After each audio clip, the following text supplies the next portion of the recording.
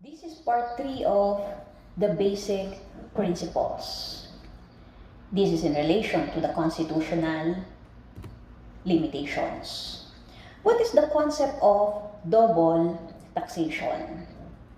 Even without reading your book, as the term itself suggests, double tax, which implies taxing twice or imposing several taxes on one subject matter or object of taxation. The question is double taxation allowed in our jurisdiction? Is it constitutional? Now, as a general rule, double taxation is constitutional. But we need to distinguish. If all the elements of double taxation in its stricter sense are present in the transaction, then that would constitute what we call direct, duplicate, double taxation. And the elements of direct, duplicate, double taxation are as follows. Taxing twice the same subject matter or object. The taxes imposed are of the same nature or purposes. And it is taxed within the same period by the same taxing authority. I repeat, direct, duplicate, double taxation has the following requisites: taxing twice the same subject matter or object. The taxes imposed are of the same nature for the same purpose, and that is for the same period, taxed by the same taxing authority within the jurisdiction of the same taxing authority. If it is direct, duplicate, double taxation, the taxes imposed are invalid, are unconstitutional, because that is violative of the Equal Protection Clause, and that is a constitutional limitation. However, if not all the requisites of direct, duplicate, double taxation are present in the case, that would only constitute as indirect, duplicate, double taxation. And if it is indirect, duplicate, double taxation, that is valid and constitutional. Remember that, class. Let us illustrate double taxation. Letter A. Abdul has bank deposits of 15 million pesos with BDO Bank. He also applied for a loan in the amount of 5 million pesos using his house and lot as collateral. BDO subjects the interest income of his bank deposits to final withholding tax. Nonetheless, BDO also pays 5% gross receipts tax to the government on interest on its lending activities. Now, if we will try to look at the problem, there are two taxes imposed. One is final withholding tax on the interest income on the bank deposits of Abdul in BDO. And another one is the gross receipts tax on the interest income of BDO on its lending activities. Now, always remember the requisites of direct, duplicate, double taxation. Now, taxing twice the same subject matter, and the taxes imposed are of the same nature, same purpose, within the same taxable period, by the same taxing authority within its jurisdiction. Now, if all the elements are present, then that will be unconstitutional. That constitutes direct, duplicate, double taxation. If not all requisites are present, the impositions are valid. Let us see in this problem, taxing twice the same subject matter.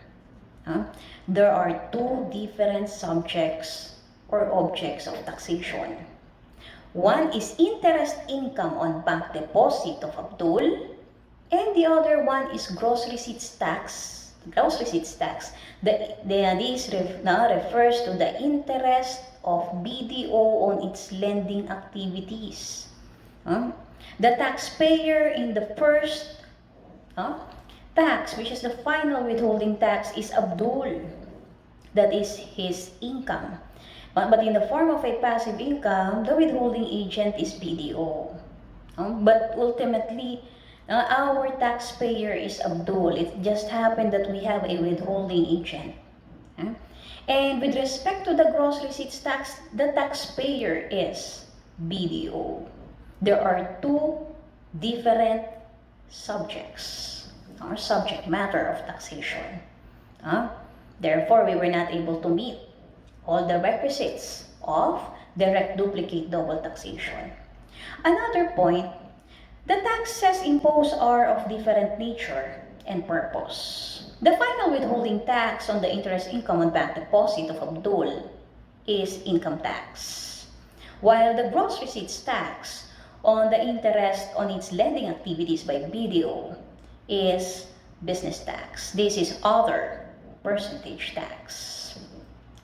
Again, we were not able to meet that requisite of to make it as direct, duplicate, double taxation. It may happen that there are two impositions within the same taxable period, same taxing authority, because both are national. But this only constitute indirect, duplicate, double taxation that is valid. Letter B.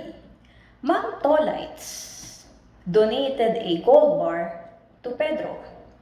At that time, Mang Tolites was assessed for donor's tax, while Pedro was required to pay donis tax. During the earlier times, when you make a donation, this is donation inter vivos. The donor is still alive. The donor is subject to donor's tax, and the recipient, we call as the donee, is subject also to donis tax. During that time, likewise, when a person dies, the heirs will inherit the properties, the estate, the patrimony, the inheritance of our decedent, that will be subject to estate tax. And also at the same time, the heirs will be subject to inheritance tax. But if you will notice at present and following on RA 8424, under the present law, there is no more donis. There is no donis tax. There is no more inheritance tax. What has been left is only estate tax and donor's tax. What is the reason why? Because the impositions constitute direct, duplicate, double taxation. Taxing twice the same subject matter. So in this case, donation of gold bar, same subject matter. Now, same nature and purpose. Both are transfer taxes. Donor's tax and donis tax, both are transfer taxes. Within the same taxable period, by the same taxing authority, national tax. Both are national taxes, and it is within its jurisdiction. Therefore, all the elements of direct, duplicate, double taxation is present. Thus, unconstitutional.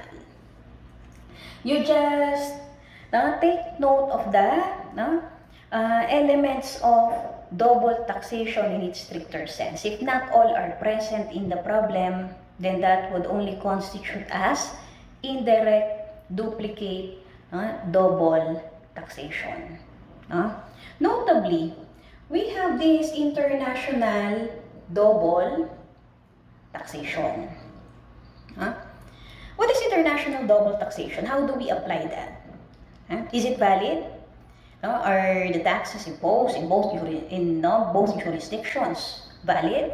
Yes. How do we illustrate? Let us illustrate by adopting Senator Manny Pacquiao. Senator Manny Pacquiao has several properties. He has prizes won in his competition.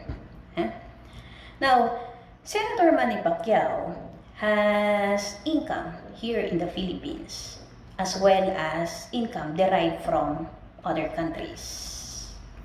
Now, the income derived from other countries are subject to income tax in that particular countries. Now, however, since Senator Manny is a resident citizen in the Philippines, he is subject to tax on all his income derived from all sources within the Philippines and outside the Philippines, within and without. Just imagine if Senator Manny Pacquiao derives income in USA, let us just assume he derives 10 million income in USA. Just an assumption, class. 10 million income in USA. Pesos, let us convert it into pesos. In USA, that 10 million converted, but that is in dollar in US. That will be subject to income tax in US. And in the Philippines, it will also be subject to income tax. Ma'am, there is double taxation, and that is too onerous on the part of the taxpayer. Taxing twice the same subject matter, same income of 10 million converted into peso here in the Philippines. Same income of 10 million pesos, same nature of the tax, both income taxes, one in the Philippines and another one in US, and same purpose, within the same taxable period. However, by different taxing authorities.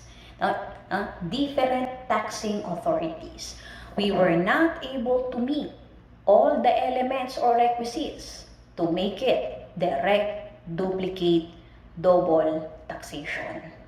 Are the impositions in our country and in US valid? Our answer is definitely yes. Valid impositions.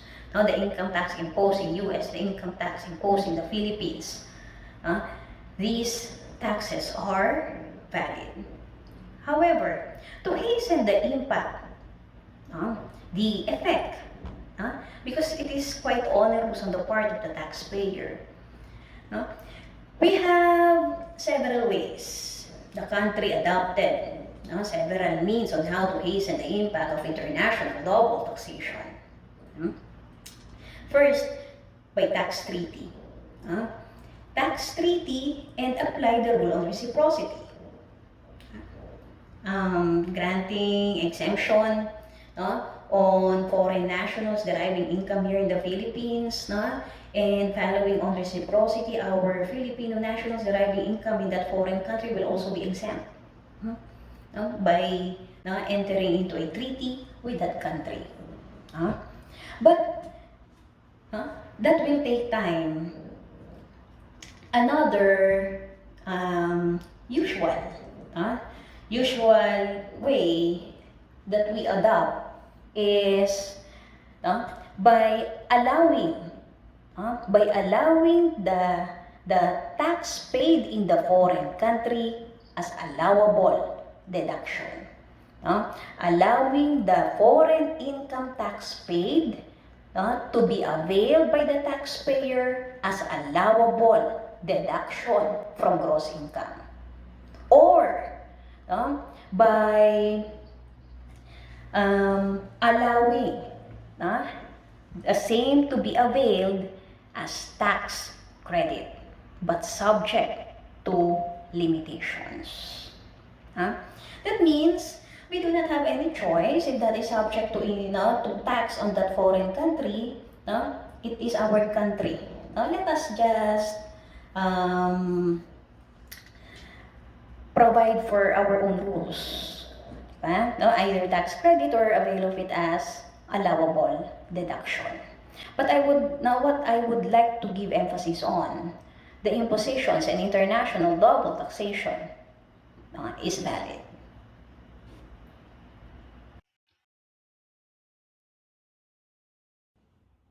Question: which of the following constitute objectionable double taxation? The question refers to direct duplicate double taxation. Letter A license fee and a tax imposed on the same business or occupation for selling the same articles. License fee and tax. License fee is in furtherance of police power and tax is for taxation. This does not constitute double taxation. Letter B, a tax imposed both on the occupation of fishing and on fish pond operation. The occupation tax and fish pond operation are of different subjects or subject matters. Different subject matter. This does not constitute objectionable double taxation. Letter C, persons engaged in leasing or selling real property as subject to real estate dealers tax. This may also be an occupation tax, and their sales are also subject to 12% VAT, and that is business tax. Now, this is not objectionable double taxation. The nature of the taxes as well as the subjects may be or are different. Letter D, a tax of 1% is imposed for bank reserve deficiency, while a penalty of 1/10 of 1% is also imposed as a consequence of such reserve deficiency. If we will try to look at the taxes imposed, these taxes are in the form of a penalty tax. Same subject, that is the bank reserve deficiency, same taxing authority, perhaps same taxable period. Can we say that in letter D, there is direct duplicate double taxation? Yes. Our answer for this is letter D. Second question. The following constitute double taxation except one. In the problem, if the problem merely states double taxation, we will assume direct duplicate double taxation. Say na, obviously in this problem, what are the elements of direct duplicate double taxation except? The following are the elements of direct duplicate double taxation except. Letter A, both taxes are imposed in the same amount. Is that an element? Answer is no. Letter B, both taxes are levied for the same purpose. Check. Letter C, both taxes are imposed by the same taxing authority. Check. Letter D, both taxes are imposed by the same person. Check. Except letter A, both taxes are imposed in the same amount.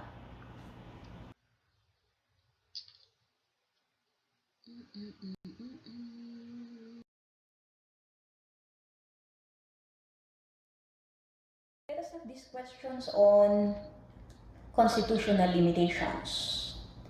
Which of the following statements is incorrect? Letter A, no person shall be imprisoned for non-payment of debt or non-payment of taxes?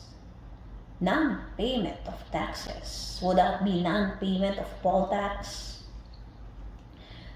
By the way, tax laws are prospective in application. Tax laws are not penal, neither political. Tax laws are civil. Letter B. The passage of laws granting tax exemptions requires the concurrence by majority of all members of Congress. This is correct. This is a constitutional limitation. Letter C. The Supreme Court's jurisdiction over tax cases cannot be impaired. That is also correct. Letter D. The revenue and assets of non-state, non-profit educational institutions and donations for educational purposes are exempted from taxes and duties. That is also correct. Our answer, letter A. What makes it wrong? Non-payment of taxes. It should be non-payment of poll tax. Next question. A fundamental rule in taxation is that the property of one country may not be taxed by another country. This is International Committee. Letter B.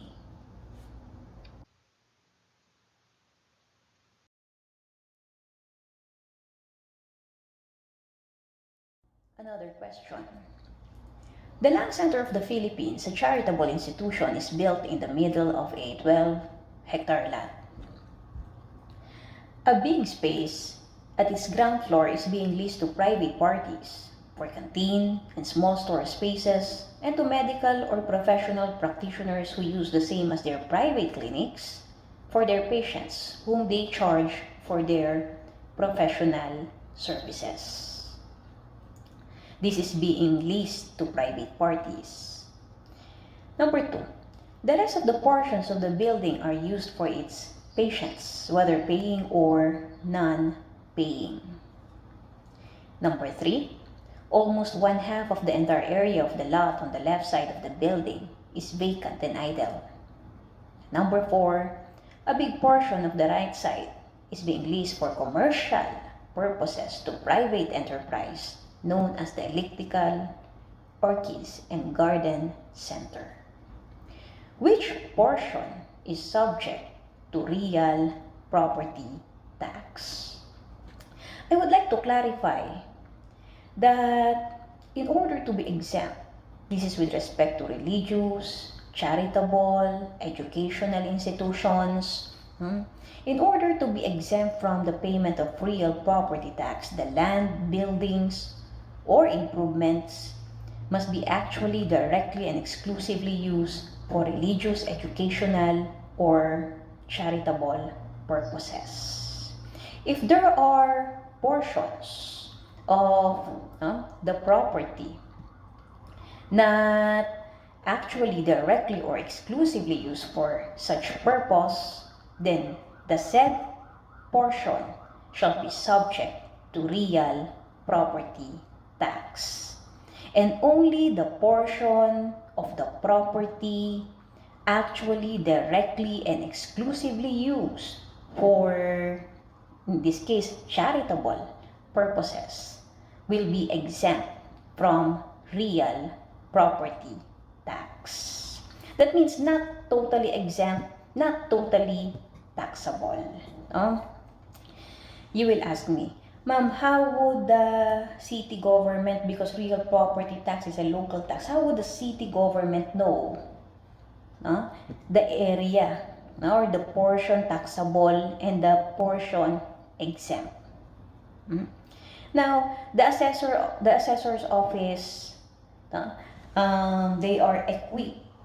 They do have their survey. They can measure what portion or portions of the lot or the property, even the building or the improvement, is being used for charitable, educational, or religious purposes. They are experts on that. Now, which portion is subject to real property tax? Number 1, subject? Yes. Number 2, whether paying or non-paying, but it is used for charitable purposes, that is exempt. Number 2 is exempt. Number 3, almost one half, vacant and idle, it is not being used.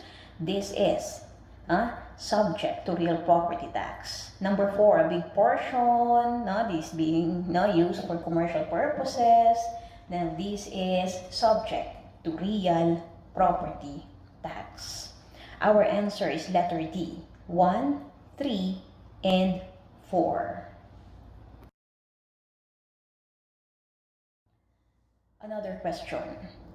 All appropriation, revenue, or tariff bills, bills authorizing increase of the public debt, bills of local application, and private bills shall originate exclusively. I forgot to mention this in our discussion of the constitutional limitation, but all appropriation, revenue, or tax bills must originate in the House of Representatives. I would like to share the case of Tolentino versus Secretary of Finance. The case involves the expanded value-added tax law. A bill was drafted and passed upon by the House of Representatives after undergoing the readings, and then we have the House version of the bill. Then it was submitted, forwarded to Senate. However, the Senate version is totally different. Senate made changes in the House version, and its version is totally different from the House version of the bill. Until the Senate bill has been approved by the President. Now, but that has been contested. Now, the petitioner in that case said that the law did not originate from the House of Representatives. What is the ruling of the Supreme Court? It is not necessary that the House version should be the same version that will be enacted as the law. It is as if that we are divesting the Senate of its authority and power to review the version of the House of Representatives. What is important is that the bill, the appropriation, revenue, tariff bill, or the tax bill, originated in the House of Representatives. Therefore, the EVAT law is valid. Our answer, letter B. Next question. No law granting tax exemption shall be passed without the concurrence of, we mentioned this, majority of all members of Congress. Our answer is letter A.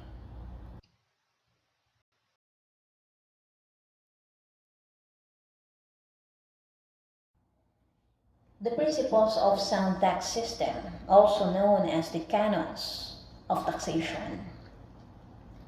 Now, these principles serve as guidelines of the government to determine whether our country has sound tax system.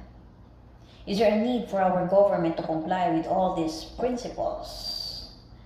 Always remember that there is no perfect system, and these merely serve as guidelines. What is our code? FAT, F-A-T. F stands for fiscal adequacy, A for administrative feasibility, and T for theoretical justice or equality. Fiscal adequacy. The revenue must be sufficient to meet the demands of public expenditures. Obviously, at present times, in this time of pandemic, the revenue of the government is not sufficient to meet its public expenditures. And the government is already borrowing money from China, from US, from other foreign countries, because the government does not have any choice. We were not able to meet fiscal adequacy. A for administrative feasibility, capable of convenient, just, and effective administration. Perhaps we're complying with this. The implementation of EFPS, electronic filing and payment system. Now we already have somewhat effective and convenient administration of our tax system. Theoretical justice or equality. This is based on ability to pay. Now, and this is the reason why in the Philippines, what we have as to tax rates, what we have is either progressive or proportional tax rates. We do not have regressive tax rates. It's progressive. As the tax base increases, the tax rate also increases. And proportional because we have fixed tax rate. But in both cases, it is based on ability to pay. Those who have more will be paying more taxes, and those who have less may be exempt or will be paying less amount of tax. We do not have regressive taxes here in the Philippines. Regressive is as the tax base increases, the tax rate decreases. That is quite ironic and illogical. But because we are following theoretical justice or equality. Remember, fiscal adequacy, administrative feasibility, and theoretical justice. Another question. Under this basic principle of sound tax system, the government should not incur a deficit. Letter A, theoretical justice; B, administrative feasibility; C, fiscal adequacy; and letter D, progressive system of taxation. Our answer, letter C, fiscal adequacy. Next, the following except 1 are basic principles of sound tax system. Except 1. Letter A, it should be capable of being effectively enforced. This is administrative feasibility. Letter B, it must be progressive. This is theoretical justice or equality. Letter C, sources of revenue must be sufficient to meet government expenditures and other public needs. This is fiscal adequacy. And letter D, it should be exercised to promote public welfare. This is not one of the principles of sound tax system. Our answer is letter D, though.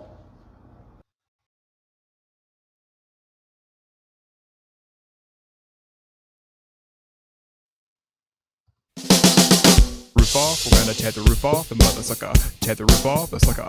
Tear the roof off, we're gonna tear the roof off the mother sucker. Tear the roof off the sucker. Tear the roof off, we're gonna tear the roof off the mother sucker. Tear the roof off the sucker. Tear the roof off, we're gonna tear the